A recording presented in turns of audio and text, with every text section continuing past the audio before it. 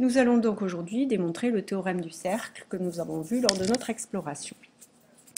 Que nous dit le théorème du cercle? Il nous dit que si un point C est sur un cercle de diamètre AB, eh bien le triangle formé par les points A, C, B est un triangle rectangle en C. Quels sont les moyens que j'ai de démontrer qu'un triangle est rectangle? Eh bien, pour l'instant, je n'en ai pas beaucoup. Il faut que je démontre que AC est perpendiculaire à CB, ou qu'il y a un angle droit ici. Quand je regarde mes données, eh bien, je trouve que ça ne parle pas beaucoup de perpendiculaire là-dedans. Et donc, ça va être un petit peu difficile. Je suis dans la même situation que précédemment, la démonstration précédente. J'ai vraiment très peu de données et donc je vais être obligée de m'en créer. Et je m'en crée en construisant, comme la dernière fois, le point C' symétrique de C par rapport à O. Je construis donc ce point C' et le segment CC'. Je sais donc que par la définition de symétrie centrale, que O est le milieu de CC'. Qu'est-ce que je sais d'autre? Eh bien, puisque OC' est égal à OC, je sais aussi donc que C appartient au cercle de diamètre AB, le même que celui sur lequel appartient le point C. Et CC' étant une corde qui passe par le milieu, eh bien CC' est un diamètre. Donc je sais toutes ces choses-là.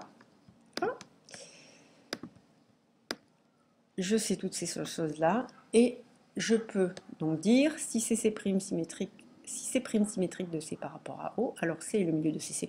La définition de la symétrie centrale me permet de dire ça.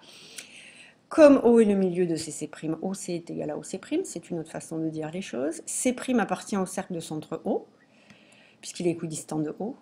Et la corde CC' qui passe par le centre du cercle est un diamètre, d'après la définition d'un diamètre. Continuons nos histoires de diamètre. Puisque AB est un diamètre du cercle, eh bien je sais aussi que O est le milieu de AB, puisque la définition d'un diamètre me dit que c'est une corde qui passe par le milieu. Donc O est le milieu de. Maintenant, j'ai O milieu de AB, O milieu de CC'. Donc, je peux dire, si je considère le quadrilatère ACBC', que les diagonales du quadrilatère ACBC' se coupent en leur milieu. Ah ah! Un quadrilatère qui a ses diagonales qui se coupent en leur milieu, ça me rappelle quelque chose. Eh bien oui, si le quadrilatère ACBC' a ses diagonales qui se coupent en leur milieu, eh bien je peux dire que ACBC' est un parallélogramme. Et je vais donc construire ce parallélogramme. Mais c'est peut-être même plus que ça.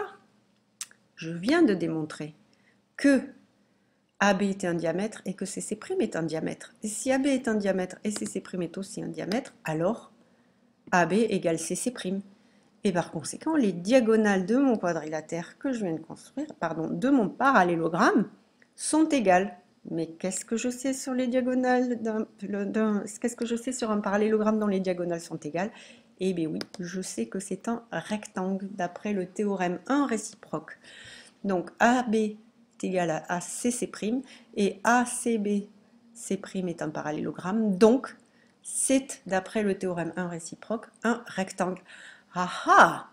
Ça commence à bien m'arranger, ça, parce que si ACBC' est un rectangle, qu'est-ce que je peux dire de l'angle en C? Eh bien, je peux dire que l'angle en C est un angle droit. Et si l'angle en C est droit ici, eh bien, mon triangle ACB est rectangle en C. Ce qu'il fallait démontrer, CQFD, ce qu'il fallait démontrer.